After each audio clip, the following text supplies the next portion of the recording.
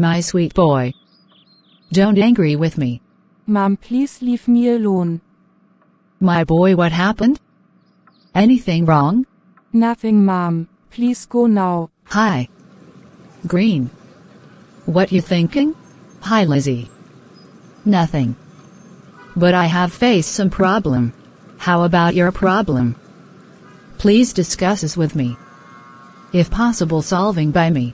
Actually, when I talking with my boy last night, he will angry with me. But I don't understand why he angry with me. I am also so sad about this situations. Okay, I will talking with your son about it. Then I will talk with you.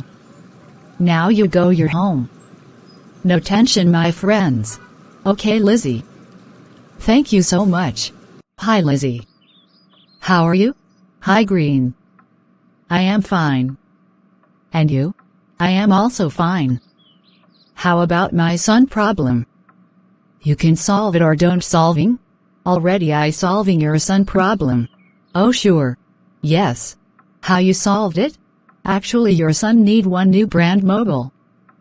But he haven't enough money. So he angry with you. But I will give him $1,000 to buy new mobile.